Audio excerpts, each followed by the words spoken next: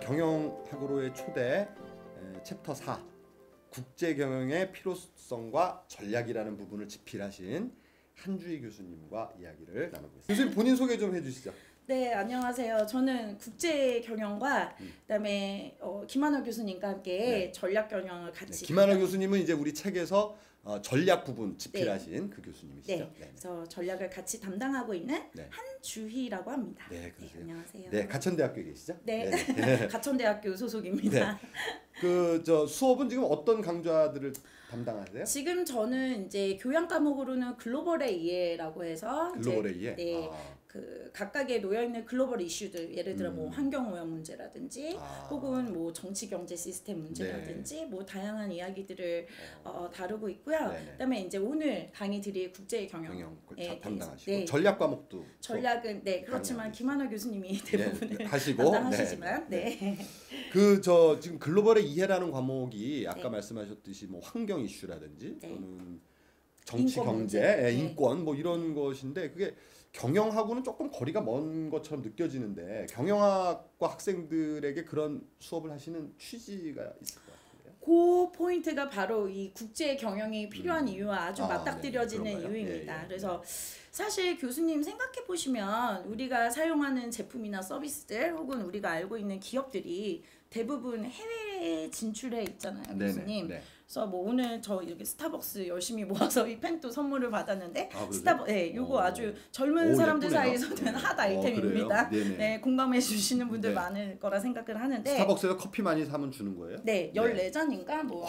근데 저희는 스타벅스 아주 상관이 없습니다. 전혀 상관이 없는데 어쨌든 우리가 알고 있는 혹은 여러분들이 관심을 가지고 있는 기업들이 대부분 해외에 진출해 있죠. 네, 그리고 그렇죠? 또는 해외에 있는 다국적 기업들이 또 우리 국가로 우리 한국으로 들어와 있거나 그래서 그러는 이유에 대해서 혹시 생각해 보신 적 있으신가요? 왜 이렇게 많은 기업들이 당연한 사실. 갑자기 돌발적이네. 그 시장이 아무래도 국내 시장만 대상으로 하기에는 시장이 제한돼 있으니까 좀 더 시장을 넓히기 위해서 또 기업의 입장에서는 이익을 극대화하는 하나의 방법으로 해외 진출을 하죠. 혹은 매출 기회를 높이려고. 그렇죠. 그렇지만 조금 더 근원적으로 살펴보자면 사실 이 세계화의 추세와 아주 큰 연관관계가 있습니다.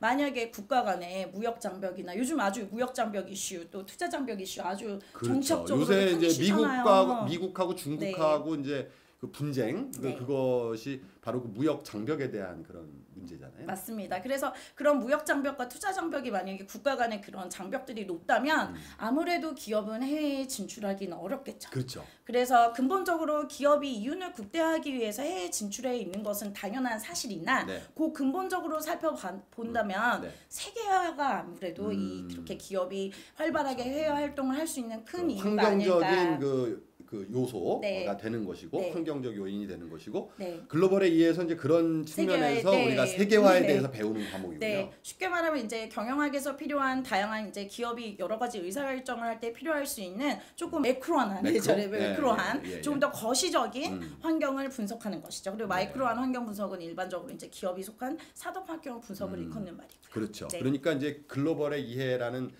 강좌를 통해서 거시적인 환경을 이해를 하고 국제 경영에서는 좀 더 미시적으로 어떤 그 세계화 어떤 그 해외 진출과 관련해서 기업들이 이제 어떻게 의사결정하는가. 특히 해외로 진출하거나 이제 그 진입을 할 때 다른 국가로 진입을 하는 그 기업들을 대상으로 해서 어떤 의사결정을 하는지 맞습니다.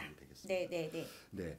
그 지금 뭐 이제 세계화를 말씀을 하셨는데 아까 저한테 이제 왜 그 기업들이 이 해외로 진출하는가 이런 질문을 하셨잖아요. 그래서 제가 뭐 시장 말씀드렸는데 이윤 극대화를 위해서 뭐 기본적으로는 이윤 극대화겠죠.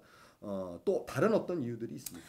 아까 제가 방금 말씀드린 그 세계화에 대해서 조금 더 말씀을 드려볼까 합니다.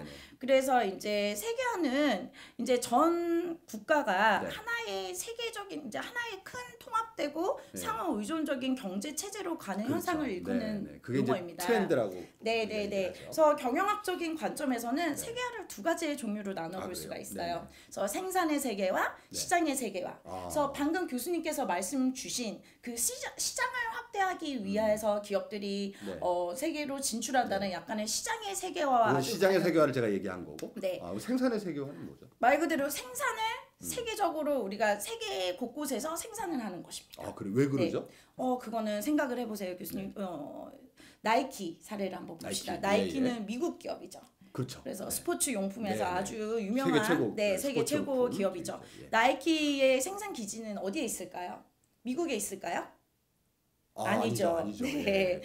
중국이나 베트남이나 네. 말레이시아. 근데 요즘은 또 4차 산업혁명으로 또 옆길로 새는 것 같지만 기계가 또 이것을 대체하고 있다는 그 아디다스 같은 데에서 보면은 그 이제 스마트 팩토리라 그래가지고 네, 맞습니다. 무인 공장을 지금 하고 있잖아요. 네, 그런데 이제 이런 발빠른 세계 산업화의 추세를 약간은 배제를 하고 이제 그런 베트남이나 중국이나 말레이시아 그렇게 동남아시아에 진출한 이유는 왜 그렇게 했을까요?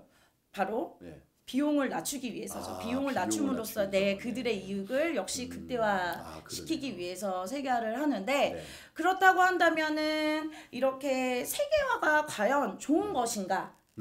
우리 그 문제도 한번 좀 생각. 좋으니까 하는 거 아니에요 지금? 네, 당연히 우리 대부분은 제가 이제 학생들을 토론을 시켜봐도 대부분 학생들은 한 뭐 6대4나 7대3의 비율로 세계화를 찬성을 하더라고요. 기업 입장에서. 네, 기업 입장에서는 많은 이윤을 말씀드렸다시피 생산이나 혹은 시장의 측면에서는 정말 기업이 이윤을 극대화할 수 있는 아주 편리한 방법이죠. 결국 이제 이윤이라는 게 매출에서 비용을 뺀 게 이제 이윤인데 매출은 키우고 비용을 줄여야 되니까 매출을 키우기 위해서 시장의 세계화를 하는 것이고 맞습니다. 비용을 줄이기 위해서 생산의 세계화를 한다. 그러면 이제 이윤이 커지겠다. 네. 그런 논리 아주 굉장히 딱 와닿는 그런 논리인데. 네, 딱 떨어지죠. 근데 반대 논리는 뭐예요? 그렇죠. 근데 세계화가 과연 좋은 것인가 질문을 한다면 여러분들은 어떠세요?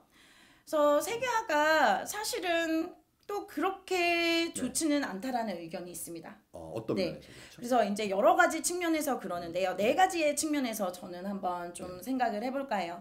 첫 번째는 일자리의 측면. 일자리. 네, 방금 말씀드린 나이키 사례를 우리가 좀 적용해봐서 얘기해볼 수 있겠네요. 나이키에서 제가 이제 생산 기지가 미국이 아니라 중국이나 베트남이나 말레이시아 뭐 이런 중국이나 베트남 쪽에 진출이 많이 하고 있는데 개발도상국 쪽으로. 그 비용의 좀 절감을 위해서요. 주로 이제 레이버 코스트가 문제가 되는 거죠. 네, 근데 여기까지는 문제가 없어 보입니다, 여러분. 그런데 한번 생각해 보세요. 미국에 있는 노동자는 어떻게 될 것일까요? 미국에서 할 일이 없네. 미국에 있던 공장이 그렇죠. 옮겨가니까 사람이 따라가는 게 아니니까. 그래서 미국 내에 있는 이제 생산직 노동자들이 불만을 품을 수가 있겠죠. 그리고 그들의 일자리를 좀 잃게 되지 않을까라는 우려가 있습니다. 그래서 안티 세계화, 그러니까 반세계화 지지론자들은 바이 글로벌리제이션. 그래서 이런 측면에서는 조금 세계화가 과연 좋은 것인지 한번 생각을 해봐야 될 필요성이 있다. 그렇지만 또 세계화를 찬성하는 측면에서는 그 통계 자료를 살펴보니까 그래 인정합니다. 그렇습니다. 인정을 하는군요. 그래서 안 좋은 거를. 그래서 그런 이제 많은 노동자들이 일자리를 잃게 되지만 분석을 해보니 그런 노동자들이 또 다른 직업 훈련을 거쳐서 조금 더 숙련된 노동자로 직업을 많이 바꾸었다라고 합니다. 그래서 어쩌면은 직장을 잃게 되는 거는 세계화가 아니라 기술의 발달과 오히려 맞물려 있는 것이 아닌가. 라고 이제 주장을 합니다. 세계화 때문에 일자리를 잃는 것이 아니라 기술에 맞추어서 그들의 어떤 그걸 못 따라가기 때문에 거기 일자리가 없어지는 거고 잘 이렇게 교육 훈련들을 통해서 트렌드에 맞춰 간다면 뭐 그 세계화 때문에 일자리를 잃었다고 볼 수는 없다. 이제 이런 얘기가 됩니다. 네, 그렇습니다. 또 두 번째는 뭐냐? 또 이것도 역시 이렇게 오늘 나이키 사례가 많이 나오죠. 다른 사례가 많습니다. 우리 독자들께서 좀 이해하기 편하게. 나이키에서 이제 그 운동화를 많이 만들잖아요. 그런데 그런 것을 만들 때 어떻게 했냐면은 이제 약간은 개발도상국의 어린이 노동력을 착취한 적이 있었어요. 노동 착취 문제. 그런데 이게 정말 윤리적으로 보면 우리 모두 분노할 일인데도 불구하고 사실 법적으로는 그러한 국가는 노동 규제라든지 환경 규제가 그렇게 스트릭트하지 않습니다. 그러니까 이제 이 생산의 세계화를 할 때 물론 이제 코스트 문제도 있지만은 그 선진국 같은 경우는 노동 규제라든지 이런 굉장히 잘 돼 있잖아요. 그게 이제 기업 입장에서는 또 규제로 느껴지는데 그쵸. 비용이죠. 그런 것이 네. 비용이죠. 네. 그런 것이 제대로 안 갖춰진 네. 좀 제도 정비가 안 된 이런 네. 나라로 가게 되면은 네. 어떻게 보면 좀 더 착취도 할 수 있고 네. 노동자에 대한 보호가 그만큼 약하니까 세계화를 하는 측면이 네. 있는 거군요. 그리고 또 요즘 환경 이슈도 아주 심각한데 환경 문제도 있고. 환경도요. 조금 그러네. 스트릭트하지 않은 국가에 가서 이제 환경 오염을 조금 발생시키기도 하는 경우가 있지 않는가라고 그렇죠. 우려를 선진국 합니다. 같은 경우는 이제 환경 규제가 굉장히 강할 테니까 네. 그것이 아무래도 좀 약한 네. 이런 국가에 가는 그런. 그래서 이거는 사실 윤리적인 문제와 문제네. 조금 네. 맞닥뜨려서요. 네네. 그거는 조금 한번 기업 입장에서는 심각하게 한번 좀 생각해 그거는 봐야 이제 될 것 같아요. 세계화 전략 자체가 문제라기보다는 네. 그 세계화를 하는 그 기업들의 어떤 그 네. 형태, 네. 그런 어떤 윤리성 그런 네. 문제라고 볼 수 있겠네요. 네, 근데 요즘은 이제 이런 또 SNS나 이런 감시 체제가 너무나 네. 발달화되어 있어서요. 그렇게 비윤리적인 기업으로 만약에 그런 기업 활동을 했다 하면은 레푸테이션에 큰 문제가 있어서 생기는데 네. 사실 그런데 가면은 거긴 또 인터넷 발달도 잘 안 돼 있고 좀 그런 취약한 부분들도 있을 것 같네요. 그렇습니다. 네. 그래서 그 부분을 좀 한번 생각해 봐야 되지 않는가. 네.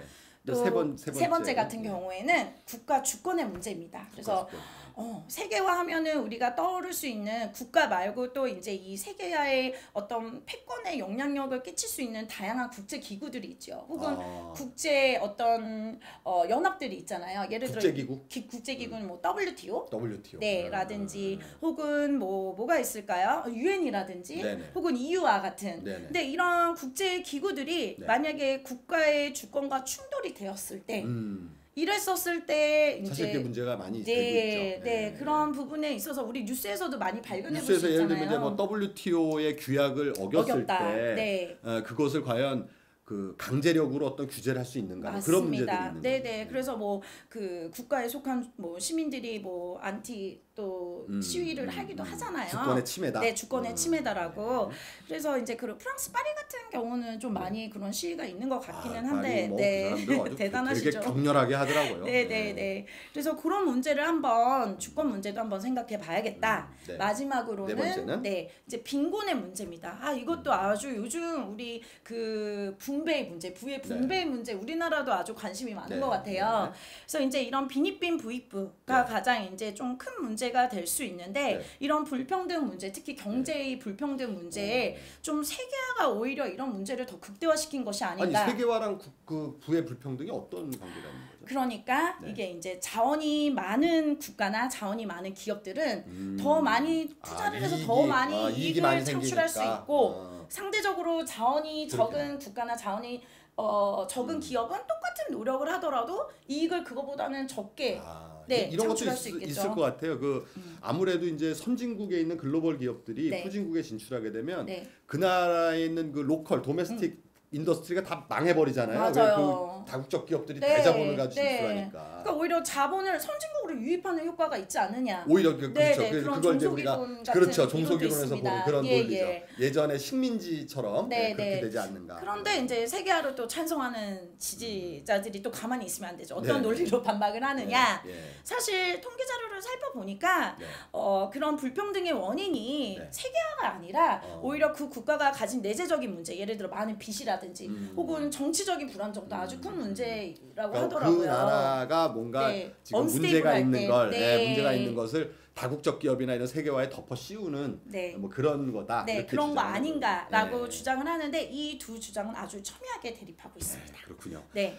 지금 이제 세계화에 대해서 찬성 반대 그리고 또 이제 그 반대하는 분들의 논리 이런 것들을 알아봤는데 자 이제 우리 이번에 집필하신 이 경영학으로의 챕터 4번 여기 보면은 기업 입장에서 그러니까 세계화에 관한 4가지 전략적 초이스가 있다는데 그걸 좀 간단하게 어떤 것들인지 좀 소개해 주시면. 서론이 조금 길었는데 이제 요 본론도 책 조금, 보시면 됩니다. 책을 한번 사서 봐주시기 바랍니다.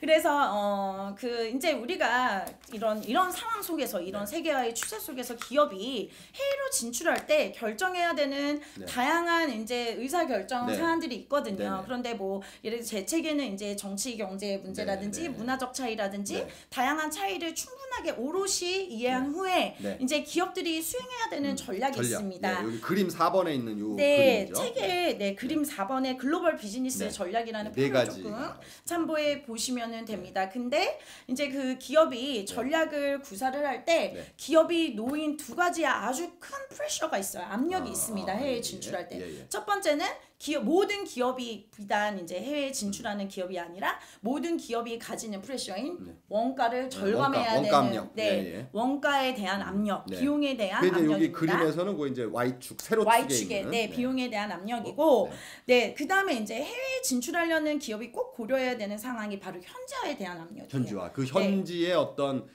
상황, 현재 시장에 맞게끔 맞아요. 뭐 소비자 취향의 차이라든지 유통 채널의 차이라든지 혹은 정부가 요구할 수도 있습니다. 그래서 다양한 요구로 다를 테니까. 그 생각을 해보면 우리 자동차 찰 때 뭐 왼쪽이 운전대인 곳도 있고 오른쪽이 운전대인 곳도 있잖아요. 그랬었을 때 우리가 그에 맞게 제도적인 뭐 어떤 다양한 현지화에 대한 차이 때문에 우리가 구사할 수 있는 전략이 이렇게 X축과 Y축으로 나누어서 2x2 매트릭스가 나오게 돼요. 그래서 간단하게 말씀드리자면 비용과 현차에 대한 압력이 높을 경우에 모두 높을 경우에는 초국가적 전략을 구사해야 됩니다. 이것은 뭐냐면은 둘 다 잘해야 된다는 소리예요.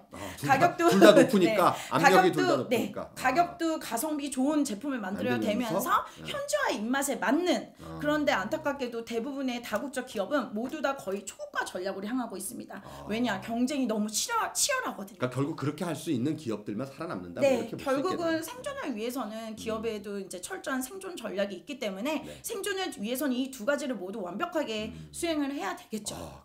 그다음 전략은? 그다음에 그 아예 반대로 가볼까요, 교수님? 둘 다 상관이 없는 전략. 그것을 우리는 비용의 압력도 낮고 현지화 정도도 낮은 거. 낮아서 모든 것을 고려하지 않고 할 수 있는 전략이 바로 국제적 전략인데 요것은 이제 일반적으로 첨단 산업이라든지 아주 혁신적인 제품을 만들 때 그래서 약간은 교과서적으로 얘기하면 1960년대에 복사기가 그때 처음 나왔었을 때 모든 나라에서 똑같은 복사기 쓰니까 그래서 이제 제록스가 가격대도 왜냐면 이거 너무나 혁신적인 제품이었으니까 60년대 당시에는 복사기가 그러니까 가격이 또 그렇게 영향 미치지 않고 그러면서 현지화도 필요 없는 거예요. 요즘은 이제 뭐 4차 산업혁명이니까 너무 얘기할 게 많겠네요. 뭐 AI 제품이라든지 너무 뭐 드론이라든지 너무 많습니다.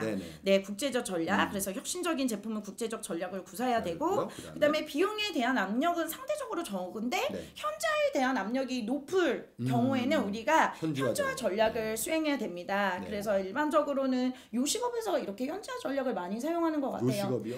음식이 이제 사실 사람들이 맛있는 걸 먹을 때는 금액을 물론 따지기도 하지만 또 내가 정말 이렇게 프리미엄 레스토랑에 가서 먹는 그런 어떤 미슐랭 맞아요. 이런 프리미엄. 그래서 한 번을 나에게 사치를 허용하는 그때도 되는 그 시간에는 그러니까 그래도 상대적으로 되는데 적다 이거죠.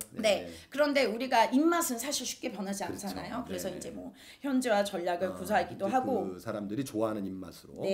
그다음에 마지막 비용에 대한 압력이 정말 높고 현지화에 대한 압력이 상관없는 그런 지역에서는 글로벌 표준화 전략을 구사하시면 됩니다. 글로벌 표준화 전략. 일반적으로는 산업재들 반도체나 혹은 뭐 전자제품 같은 경우는 상관이 없잖아요. 비용만 잘하면 되지. 어느 나라 사람이든 똑같이 TV를 시청하고 똑같은 반도체 기술을 사용해서 하기 때문에 이럴 경우는 현지화 전략보다는 조금 비용에 대한 그런 거 같은 경우는 아주 혁신적이진 않고 경쟁자가 시장에 많이 있는 상황을 우리가 하는데 그렇지만 국가별로 뭔가 달라지는 거는 좀 적다. 적는 그런 기업에서는 이제 글로벌 표준화 전략을 구사하시면 되고 조금 더 구체적인 내용이 궁금하시다면 책을 보시면 되겠습니다. 오늘 뭐 많이 설명을 해주셨는데 그래도 뭐 여기 있는 내용을 다 지금 제한된 시간 내에 설명해 주실 수는 없을 것 같고요. 한번 직접 책을 보시면서 우리 동영상 같이 내용을 한번 이렇게 생각해 보시면 될 것 같습니다.